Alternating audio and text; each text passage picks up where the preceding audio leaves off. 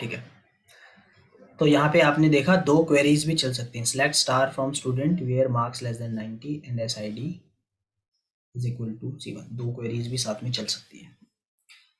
अब आता है एक ऑर्डर बाय का, कि अगर आपको किसी भी इंक्रीजिंग ऑर्डर में कुछ भी करना है, मुझे मार्क्स के इंक्रीजिंग ऑर्डर में इनके डिटेल्स देखने हैं, तो मैं क्या करूँगा, select star from student where marks,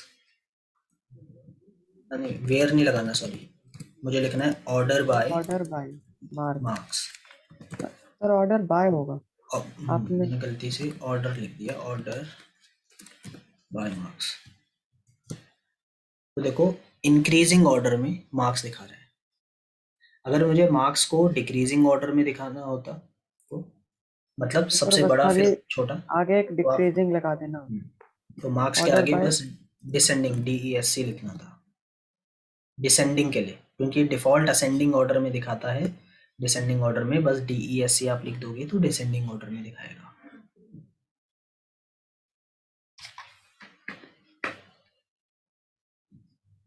ठीक है, अब एक नेम को लेकर है, एक लाइक क्वेरी होती है। ये क्वेरी इस तरीके से, मुझे उन लोगों के डिटेल चाहिए जिनका नाम जो है वो लेट्स से, यार तुम सबके नाम अलग अलग उससे शुरू हो रहे हैं, आप सबके नाम में कोई कॉमन, ठीक है, मुझे उन लोगों के नाम चाहिए एक और जिन, नाम डाल दीजिए। नहीं पहले जितना उसमें देखता हूँ, मुझे उन लोगों के रिकॉर्ड्स चाहिए जिनके नाम के लास्ट में A आ रहा है। ये क्वेरी कैसे होगी, सुनने में अजीब लग रही है बट इतनी अजीब होगी नहीं जब आप लाइक वाली जो क्या बोलेंगे से, लाइक क्वेरी को आप देखोगे, तो select star from student where where, condition देनी पड़ेगी, नेम की बात कर रहे नेम लाइक हैं, लाइक से जो भी कंडीशन है। मैंने, हाँ तो देखो अब यहाँ पे एक आपको परसेंटेज का कॉन्सेप्ट समझना पड़ेगा। परसेंटेज का मतलब है स्ट्रिंग, पूरी स्ट्रिंग। तो अगर मैं यहाँ पे, आप यहाँ पे इसे देख लो, यहीं पे समझ लो, अगर मैं करता A परसेंटेज, तो ये करता जिस भी बच्चे का नाम A से शुरू हुआ है, मतलब फर्स्ट कैरेक्टर A होना चाहिए, उसके बाद कुछ भी हो, परसेंटेज का मतलब कुछ भी, तो ये उसको दे, उसका नाम शो कर देता। आप में से कोई भी A से तो है नहीं नाम किसी का, तो इसमें तो नल मतलब कुछ भी रिकॉर्ड नहीं आता। और अगर मुझे करना है कि आखिरी A से हो, तो बस मुझे A लास्ट में लगाना है। इसका मतलब है स्टार्टिंग में कुछ भी हो बट लास्ट कैरेक्टर A होना चाहिए। इसमें दो बच्चों के नाम यहाँ पे आ तो सकते इसमें दो आ जाएंगे ना। हैं। एक और इंटरेस्टिंग चीज़ है इसमें, अगर मुझे करना हो कि एक और मैं आपको बस इसमें बता देता हूँ कि सेकंड अगर कैरेक्टर, सेकंड पे ये है तो सेकंड कैरेक्टर जो है आपका होना चाहिए A, तो आप अंडरस्कोर। हाँ, अगर पहला वाला कुछ भी हो सकता, पहला वाला कुछ भी हो सकता है, दूसरा वाला आप A करो। अब पहले वाले में परसेंटेज नहीं लगा सकते क्योंकि परसेंटेज जो है ये नहीं बोलता कि एक कैरेक्टर, मुझे बताना है कि बस पहला कैरेक्टर, एक कैरेक्टर कुछ भी हो सकता है, दूसरा ए होना चाहिए, तो हम एक डैश लगाते हैं, उस डैश का मतलब it can be any character, तो दूसरा ए हो एंड देन परसेंटेज, उसका मतलब जो है ओके। ऐसे तो बहुत सारे बच्चों के नाम आ गए जिनका दूसरा कैरेक्टर जो है ए से शुरू हो, ठीक है। और अगर मुझे, अब मुझे ये बताओ कि अगर मुझे ऐसा करना होता कि सेकंड लास्ट कैरेक्टर जो है, सेकंड लास्ट कैरेक्टर जो है यहाँ पे ए होता, second last character, sir percentage slash है। तो परसेंटेज कुछ भी बट लास्ट में आपने कर ए दिया slash a a slash, underscore. A हाँ under, a slash a slash. A और अंडरस्कोर, ठीक है, अंडरस्कोर हम बोलेंगे इसे, तो यहाँ पे आ गया। और अगर, अब एक और आपसे पूछता हूँ, ये बताओ, ये मैंने आपको कभी बताया नहीं, हो सकता इसमें कुछ तो जो पहले पढ़ रखे हैं उन्हें थोड़ा एडवांटेज होगा इस क्वेश्चन में। आपको उन लोगों के रिकॉर्ड्स देने हैं जिनका जो नाम है नेम लाइक, जिनके नाम में 5 कैरेक्टर हो, तो उसका क्या करोगे? सर तो फिर हम 5 अंडरस्कोर लगा दें। हाँ 5 अंडरस्कोर लगा हाँ, दोगे, ये 1 कर 2 सकते हैं। 3 4 5। देखो उन सब लोगों के नाम आ जाएंगे जिनके नाम में 5 कैरेक्टर होंगे। तो ये तो था लाइक वाला, वेरी इंपॉर्टेंट, 110% एक क्वेश्चन ये वाला आएगा ही आएगा। ठीक है, ये भी हो गया। और हमारे किसी टेबल के अंदर नल था ना, किसमें था? सेलेक्ट सब्जेक्ट में, सेलेक्ट नहीं, सब्जेक्ट में नहीं था। टीचर में था। हाँ, सर सब्जेक्ट में भी था, सब मेरे ख्याल टीचर में नहीं है, ओके। सब्जेक्ट में होगा। टेक्स्ट बुक में था। यस सर, वो Wrong. नल वाला ना। हाँ तो सब्जेक्ट, अच्छा, हाँ हाँ हाँ हाँ, एक का टेक्स्ट बुक नहीं दिया था हमने। तो मुझे अगर मेरे को क्वेरी लिखनी कि मुझे उस सब्जेक्ट का नाम देना है जिसकी जिसकी कोई टेक्स्ट बुक नहीं है, जिसकी टेक्स्ट बुक नल है, तो ये क्या करूँगा मैं? सेलेक्ट सब्जेक्ट का नाम, सब्जेक्ट का नाम from subject, from subject subject where text where book equal equal to null. Text book equals to null. और यही गलती हर कोई करता है।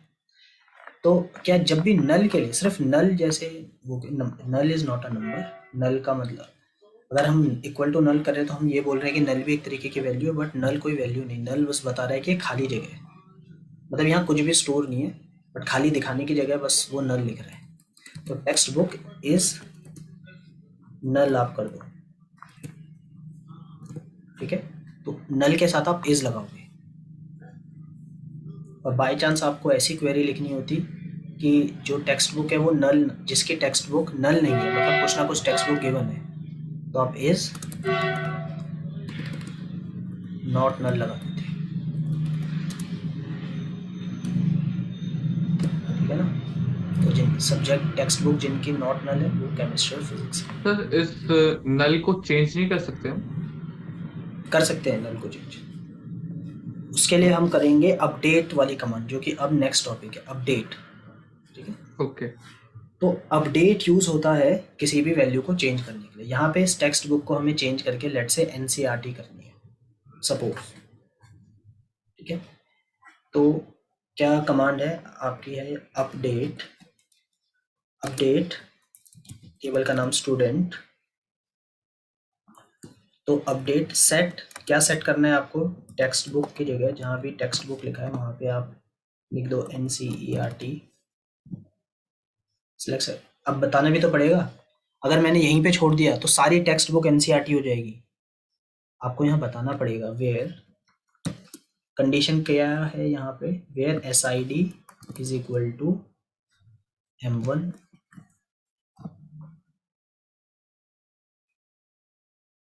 ठीक है। तो अब मैं सेंटर, सर आपने अपडेट स्टूडेंट कर दिया, अच्छा जबकि वो अपडेट सब्जेक्ट होना था। हाँ, तभी एरर आया। तो एक बार दोबारा करते हैं। अपडेट क्या है ये? सब्जेक्ट ना, सब्जेक्ट, एक सेकंड थोड़ा एंटर दबा, मुझे जो है चेंज करना है सब्जेक्ट को, चेंज करना है। तो अपडेट, तो ये वैल्यू को अपडेट करने की क्वेरी है। तो ये आप देख लो यहाँ पे ध्यान से, अपडेट कौन से टेबल का नाम क्या था? सब्जेक्ट। और सेट, क्या सेट करना है आपको? Text book is equal to NCERT where SID is equal to क्या था? M1। तो ये चेंज हो गई, क्या देखें? Select star from subject. तो आप देख सकते हो कि यहाँ पे NCERT लिखा हुआ आ रहा है।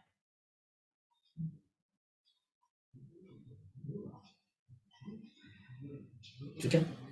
अगर आपको कोई क्वेरी डिलीट करनी हो, ठीक है, तो स्टूडेंट से कुछ डिलीट करना आपको बताते हैं। Student select star from student, let's start from.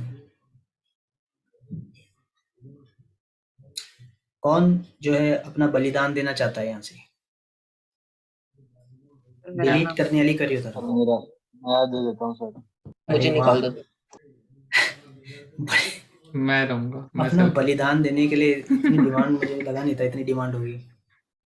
क्योंकि असली में नहीं देना, हाँ असली में नहीं देना, डेफिनेटली वरना बिल्कुल असली में नहीं देना। वरना इनमें से एक आगे ना आए। नहीं नहीं, इसमें देना भी बड़ी बात है वैसे। तो देखो, डिलीट करने के लिए डिलीट फ्रॉम टेबल का नाम स्टूडेंट, डिलीट फ्रॉम स्टूडेंट।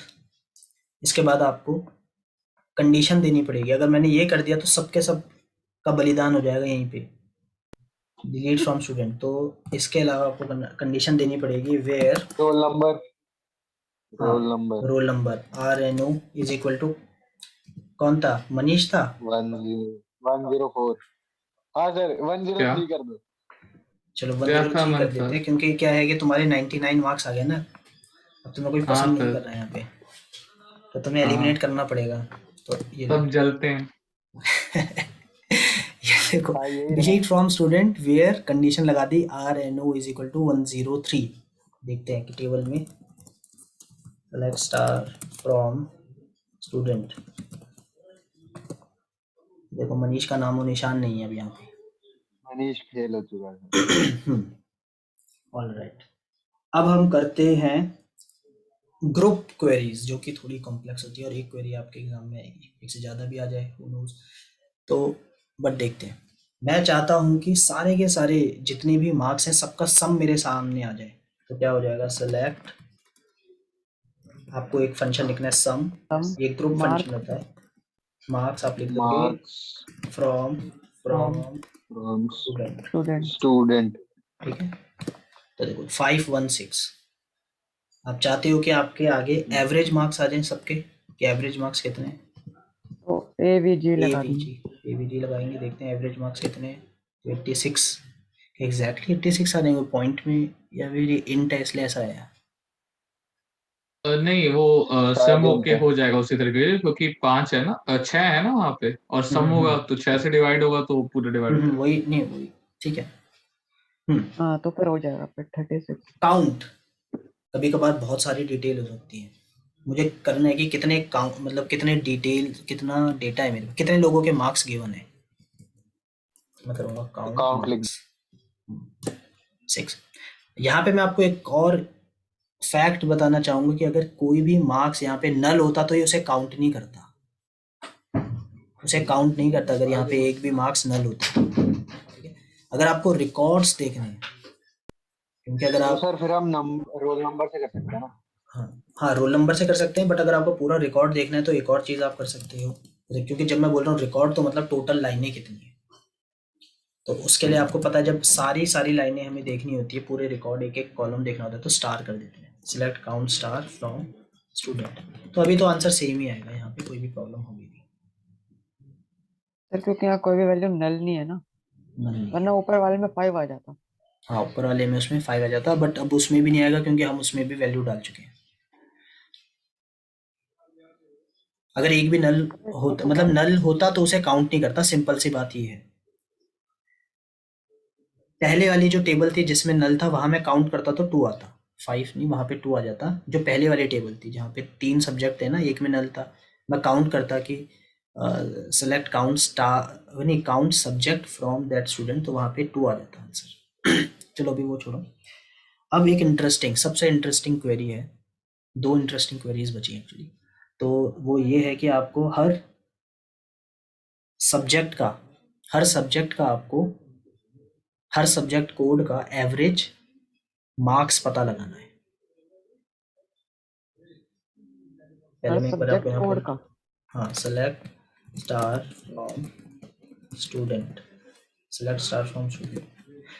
तो मतलब आपको ग्रुप बनाना है कि C1 का ग्रुप बना दिया और उसके एवरेज मार्क्स, M1 का ग्रुप बना दिया उसके एवरेज मार्क्स, P1 का ग्रुप बना दिया उसके एवरेज मार्क्स।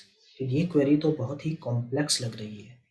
इस तरीके की क्वेरी करने के लिए हमारे पास ग्रुप बाय नाम का एक सिंटैक्स है, आपको ग्रुप बाय जो भी है, जिससे भी आपको ग्रुप बाय करना है SID, तो वो ग्रुप बना देगा। और फिर आपको जो लिखना है वो लिखो। मैं कोशिश करता हूँ। सेलेक्ट, आपको SID बताना है यहाँ पे, SID। तो और यहाँ पे आप लिख दोगे AVG एवरेज मार्क्स आप लिख दोगे। SID एवरेज मार्क्स आपके आ जाएंगे। बट मैं चाहता हूँ ये ग्रुप भी बनाएंगे यहाँ पे। पहले तो टेबल का नाम लिख देता हूँ, फ्रॉम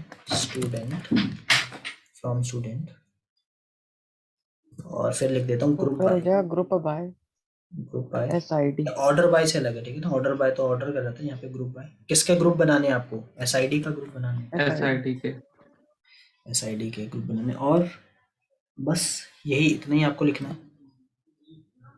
तो ये एवरेज मार्क्स को ग्रुप फंक्शन बोलते हैं, क्योंकि ये जो ग्रुप, ये बहुत सारे कॉलम का साथ में डेटा आपको दे रहा है, इसलिए इसे ग्रुप फंक्शन sir. बोलते हैं। और ग्रुप बाय तो आपको पता ही है, सिंपल ग्रुप बना रहा है यहाँ पे सेम SID वालों का। C1 का ग्रुप बना देगा, M1 का ग्रुप, P1 का ग्रुप बना देगा। अब यहाँ लिखते हुए आपने SID लिखा है तो इट इज मेकिंग सेंस। अगर आप यहाँ नेम लिख देते तो उससे कोई सेंस नहीं बनाता। वो कोई भी रैंडमली या पहला वाला नाम जो भी वो चेक कर रहा होता वो दे देता। तो भाई पूरे, अगर C1 के ग्रुप का नाम मैं प्रियांशु थोड़ी ना रख सकता ना, तो इसलिए यहाँ पे नेम लिखना जरूर। यहाँ पे आपको वही जो आप ग्रुप बाय कर रहे हो वही लिखना चाहिए आइडियली। आउटपुट तो नेम से भी आ जाएगा वैसे, बट आपको उससे उस इंफॉर्मेशन को समझना मुश्किल हो जाएगा कि वो बोल क्या रहा है। तो ये जो भी मैंने क्वेरी लिखी है, क्वेरी क्या कर रही है, आपको बताएगी सब्जेक्ट का कोड, साथ में उस सब्जेक्ट में आए एवरेज मार्क्स। ये स्टूडेंट टेबल की है, और ग्रुप बाय SID मैंने यहाँ बोल दिया है। और ये देखो, तो केमिस्ट्री में 83 आए, M1 में 81 आए, फिजिक्स में 93 आए।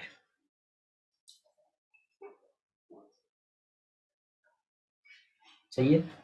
अगर मुझे ये पता करना होता कि हर सब्जेक्ट को लेने वाले कितने बच्चे हैं, now I am interested in counting the number of records in that particular ID, तो मैं एवरेज की जगह यूज करता है यहाँ पे काउंट। तो मैं करता सेलेक्ट SID एंड काउंट, और यहाँ पे मार्क्स की जरूरत नहीं है। यहाँ पे मैं पूरा, मुझे वो SID ही काउंट करना है कि कितने SID है या फिर कितने रिकॉर्ड है। तो यहाँ काउंट SID कर दिया मैंने। और ग्रुप बाय तो आपका क्या ग्रुप हो रहा है, मेरे को ग्रुप बाय SID ही करनी है। तो ये थोड़ा सा कॉम्प्लेक्स है ये वाली क्वेरी, इनफैक्ट सबसे मुश्किल क्वेरी में से एक है। तो अभी तो 2-2 ही है सब में, तो सब 2-2-2 ही आ गया।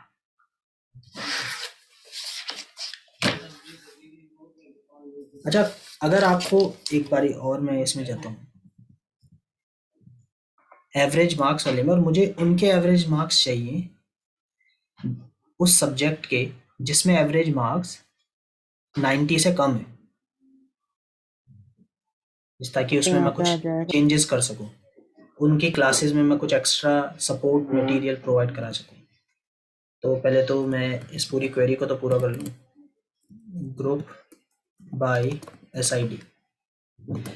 तो कहने का मतलब आपको कंडीशन देनी है कि जो एवरेज मार्क्स हैं, एवरेज मार्क्स जो हैं वो आपके लेस देन 90 होने चाहिए। तो आप सोच लोगे कि वेयर लगा दो इधर कंडीशन के लिए, बट नहीं। जब भी आप ग्रुप बाय यूज करते हो तो अपने दिमाग में ढंग से ये बात डाल लो कि आप हैविंग यूज करोगे, having AVG marks less than 90। और आप चाहते हो यहाँ पे AVG मार्क्स की जगह, ऊपर तो मैं जा नहीं सकता, अगर आप चाहते थे कि AVG मार्क्स की जगह कुछ और लिखा हुआ आता तो आप एज एवरेज मार्क्स भी लिख सकते थे। तो चलो देखते हैं। तो देखो C1 एंड M1 आ रहे हैं, तो हमें ये भी पता चल गया ग्रुप बाय क्वेरी के अंदर अगर हमें कंडीशन लगानी है तो हम हैविंग का यूज करेंगे। ऑलराइट, मैं आपको एक सेकंड दो क्वेरीज दिखाना चाहता हूँ। Select star from student. जरा मुझे आप ये बताओगे कि वैसे मैंने ये बात डिस्कस नहीं करी, इस टेबल की डिग्री क्या है।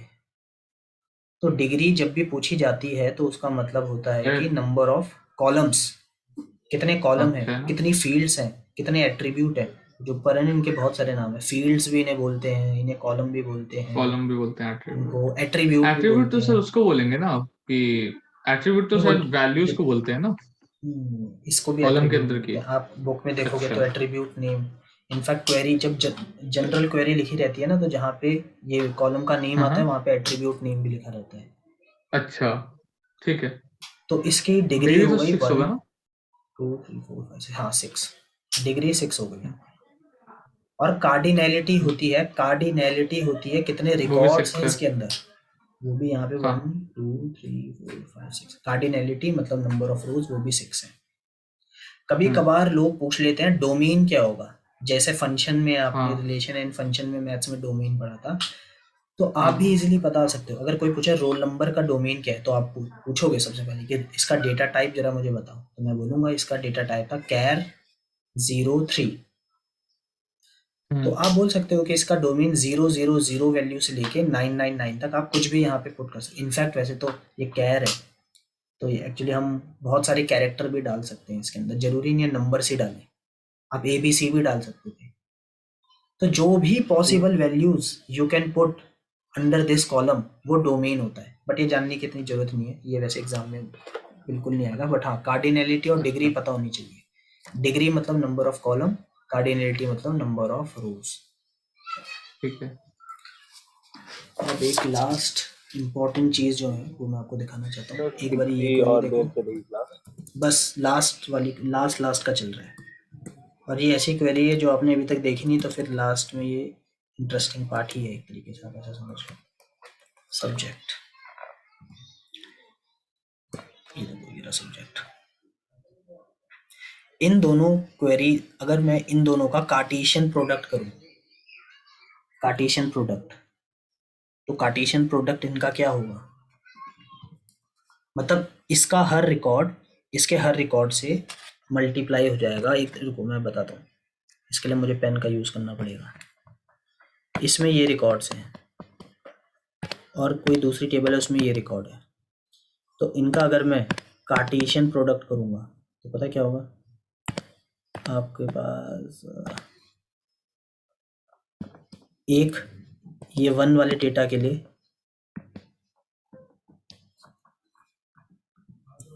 वन डेटा के लिए 2 येलो वाले हो जाएंगे, मतलब ये दोनों, फिर इससे ये दोनों, फिर इससे ये दोनों, और फिर इससे ये दोनों।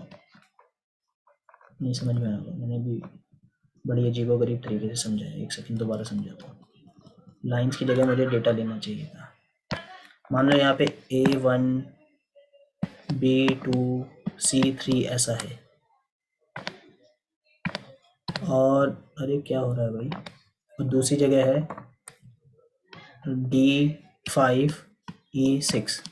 अगर इनका ये आप समझो कि डेटा है, ठीक है ना।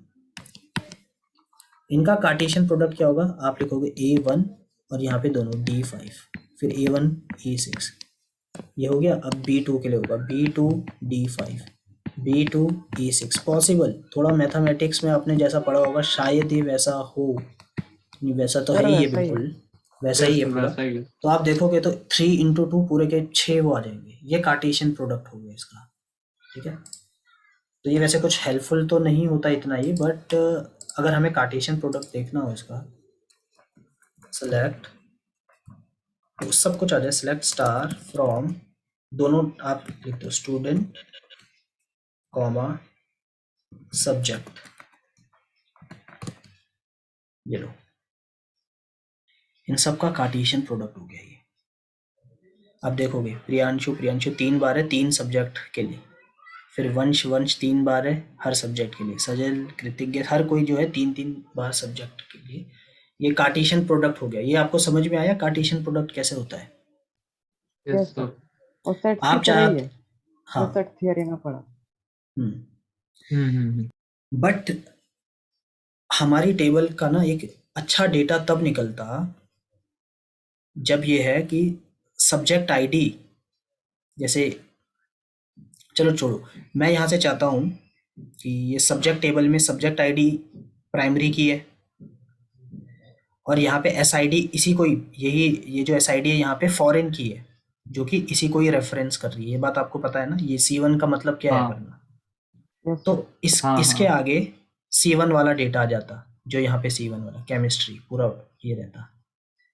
यहाँ पे इसने M1 चूज किया वंश ने, तो इसके आगे मैथमेटिक्स का डेटा आ जाता है क्योंकि M1 वाला डेटा है। हम अगर पढ़ेंगे इसे तो हम तो ऐसे ही पढ़ रहे हैं ना 2 टेबल को, तो ये 2 टेबल भले ही अलग-अलग हो बट मुझे इसे जॉइन करके दिखाना है। तो यहाँ पे कॉन्सेप्ट आता है जॉइन का, और इस तरीके के जॉइन को जहाँ पे आपने 2 चीज़ें कर ली कि SID और यहाँ पे SID सब्जेक्ट आईडी इधर और यहाँ भी खैर SID है, इन दोनों को जॉइन करके हमारी टेबल दिखनी चाहिए। तो इसको आप बोलते हो, क्या बोलते हैं, मैं नाम भूल गया, इक्वी जॉइन। मतलब पहले तो 3 तरीके के जॉइन दिखाऊंगा, आउटपुट सब में सेम आएगा, बट आप इन तीनों जॉइंट्स को एक बार देखना। सबसे पहला है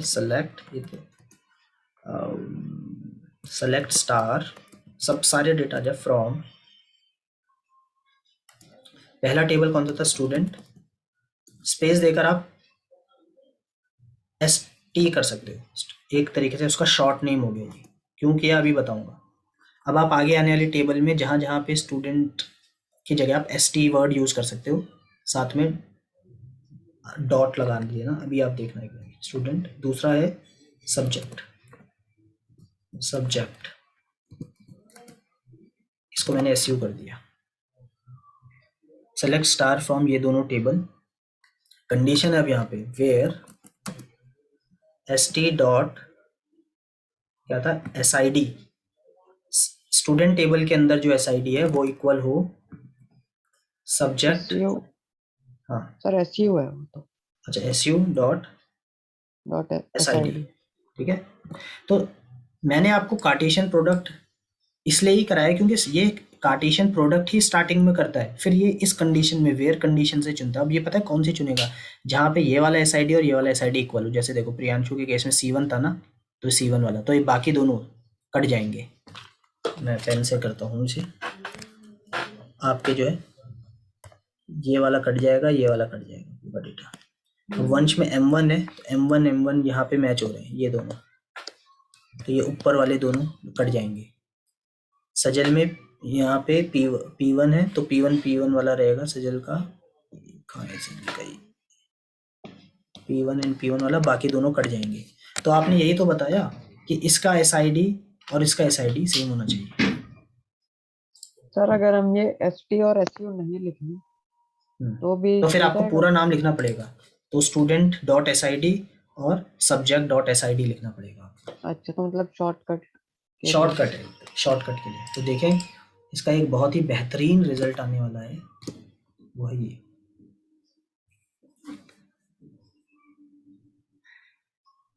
ठीक है, तो इसीलिए हम फॉरेन की का यूज करते हैं। देखो अगर मैं स्टूडेंट टेबल आपको दिखाऊं, कहाँ पे स्टूडेंट टेबल, यहाँ पे आपको मुझे पता करना है कि किस नेम के आगे कौन सा सब्जेक्ट उसने लिया है। मैं नहीं कर सकता बिकॉज यहाँ पे सब्जेक्ट नेम तो दूसरे टेबल में पड़ा है, यहाँ सिर्फ सब्जेक्ट आईडी है।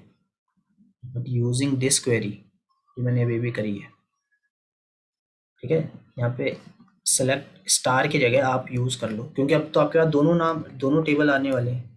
तो स्टूडेंट टेबल से आप नेम ले लो और सब्जेक्ट टेबल से आप क्या ले लो, सब्जेक्ट का नेम, एस नेम। हाँ, और फिर कंडीशन आपको वही लगानी है, where ST SID is equal to SU SID। तो देखो आपके पास ही आ जाएगा। तो ये कैसे किया आपने, मतलब ये कॉपी दूसरा क्लिपबोर्ड, ये मतलब शॉर्ट की क्या है क्लिपबोर्ड वो चेंज करने ये की? जो है ये एरो कीज होती है ना, हाँ हाँ हाँ। तो उसी से ही किया है। उससे अगर अपर वाला करते रहो तो ऊपर जितनी भी क्वेरीज लिखी है ना 4-5 वो आती रहती है, ओह वो लाइंस आती रहती है। ओके ठीक है, ओके ओके ओके। तो ये देखा आपने, 2 टेबल कैसे ज्वाइन हो गई। इन्हीं टेबल को ज्वाइन करने के 2 और क्वेरीज हैं। एक है इसमें इक्वी ज्वाइन। वैसे आप ये वाला जो मैंने भी आपको बताया है ना, ये आप याद रखोगे आपका पूरा काम बन जाएगा, बट फिर भी 2 और मैं एक्स्ट्रा बता रहा हूँ। सेलेक्ट स्टार फ्रॉम, 2 टेबल का नाम है यहाँ पे, क्या है, स्टूडेंट, और आप जरूरी नहीं है नाम, आप AB भी लिख सकते हो, जैसे स्टूडेंट का मैंने A कर दिया और सब्जेक्ट का मैंने जो सूडो नेम है वो B कर दिया। बट क्या है ना, फिर इसे ध्यान रखना थोड़ा मुश्किल हो जाएगा। Select star from student A subject B और यहाँ पे आपको करना पड़ता है ऑन लगाना पड़ता है। ये आपका इक्वी जॉइन है और a.sid is equal to b.sid। Same चीज़ मैंने करी है, बस यहाँ पे ऑन आ गया है आपका। यहाँ पे वेयर नहीं लगाया मैंने, ऑन लगाया है।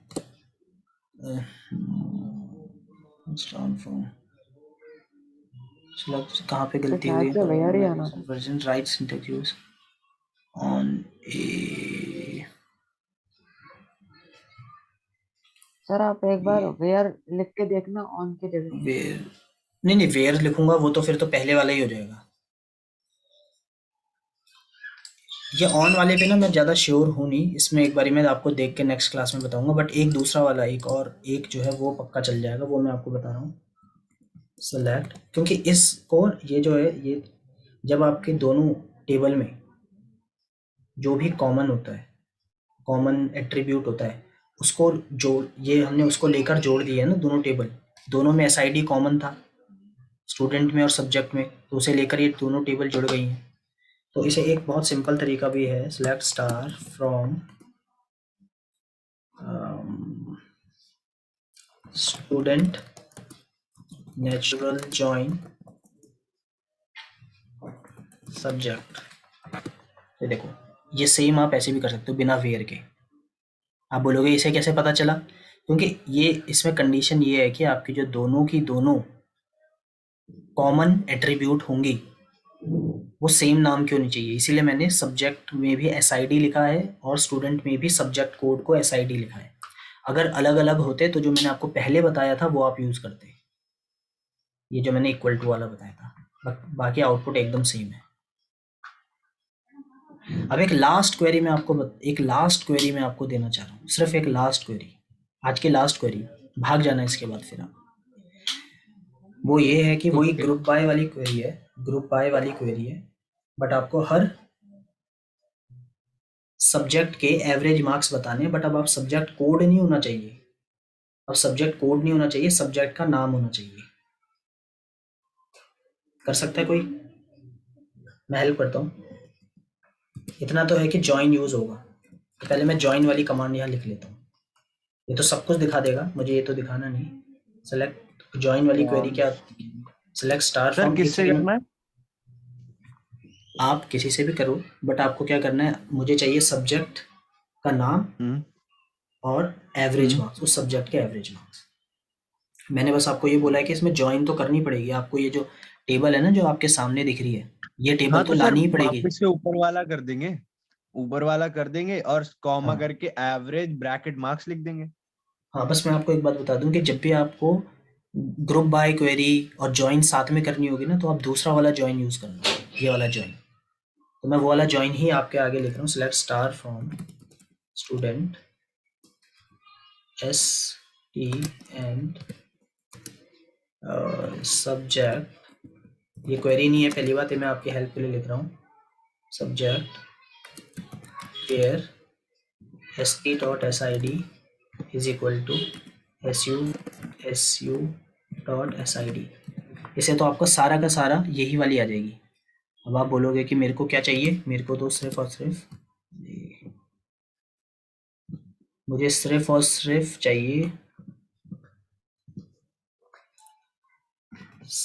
सब्जेक्ट का नाम, तो मतलब यहाँ पे एस नेम चाहिए ना मुझे, तो आप ये कर सकते हो su.sname। वैसे तो मैं यहाँ पे एस नेम डायरेक्टली भी लिख सकता था क्योंकि नाम सबके अलग अलग हैं, बट चलो सब्जेक्ट नेम और एवरेज मार्क्स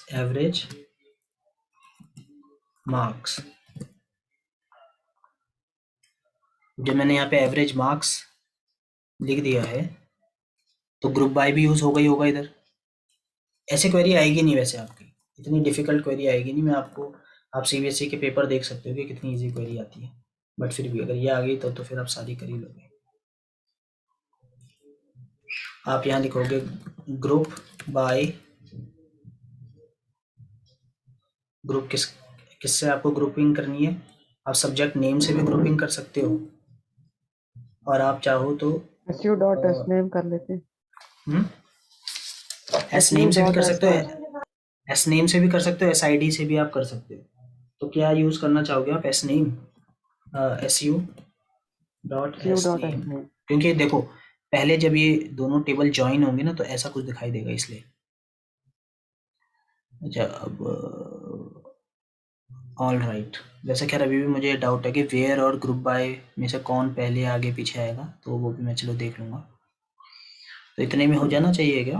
और उससे फर्क पड़ेगा क्या ग्रुप बाय और पेयर के आगे पीछे होने से? यही तो मैं देखना चाह रहा हूँ, मुझे इतना ध्यान नहीं। अच्छा, मार्क्स के लिए मैं एक बारी ओके एस टी डॉट वो कर देता हूँ, S T dot marks from student S T and subject S U where group by dot name. तो या तो एरर आएगा, अगर एरर आएगा तो क्लास खत्म है ये। तो इसलिए मैं चाहता हूँ कि अगर सही आना हो तो एकदम सही हो। तो देखो कोई गलती तो नहीं है, आपको कोई गलती तो नहीं लग रही? लग तो नहीं जी। नहीं सर, लग तो नहीं रही, देखते हैं। हो गया है। ठीक है, क्लास ओवर। ये मुश्किल ये है, इसे मैं एक बार दोबारा देखूंगा। मैं खुद भी थक गया हूँ, मेरा दिमाग भी अब थोड़ा सुन सा हो गया है। तो आज की क्लास यहीं पे हम ठीक है करते हैं सर। ओवर। हम मिलेंगे कल, ठीक है? ओके कल भी क्लास है सर? हाँ, कल भी क्लास है। अगर आपको अपना सर कोर्स मेरी अपने एग्जाम से 12 पहले करना से है तो हाँ सर, मेरी कोई कल टाइमिंग अलग हो सकती है, क्योंकि कल मेरी क्लासेस ऐसी टाइम पे। तो आप रिकॉर्डिंग ले लेना, ये कर लेना, रिकॉर्डिंग देख लेना। ज़्यादा कल नहीं, ज़्यादा क्लासेस बड़ी रात क्लास मेरी भी नहीं है। है। रात में हो पाएगा? रात में, रात हाँ में रात 9 में अगर बजे। बता दो 9 बजे का अराउंड। सब एक 9 बजे काम के अराउंड। करो कि आप जो टाइम है आप वो बताओ, और फिर जो मेजोरिटी जो बोलेगी ये सब खाली रहेंगे ग्रुप सर? में, बाकी सब खाली सब रहोगे? खाली रहेंगे? सर पक्का, मेरा मैं भी बोल रहा हूँ ना। 9 बजे खाली है, बाकी पूछ लो अगर कोई बाकियों से भी। सब 9 बजे खाली कृतज्ञ होगा? और ईशान का पता है कि खाली है उनका 9 बजे। वैसे भी दिन भर नहीं कुछ नहीं करना नहीं नहीं नहीं, होता मेरी उनको। केमिस्ट्री की ट्यूशन है 8:30 से 9:30।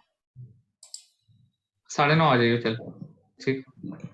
इतनी रात आप 9:30 से वैसे 10:30। आपके जो ये ट्यूशन होती है आप ऑनलाइन होती है या वैसे होती है, मतलब ऑफलाइन? सर दोनों मोड में अवेलेबल है। अवेलेबल है क्या होता है? मतलब मेरे को हाँ कल सर फिट जी जाना है ऑफलाइन, तो इस वजह से मैं शाम में तो मुश्किल ही है मेरा।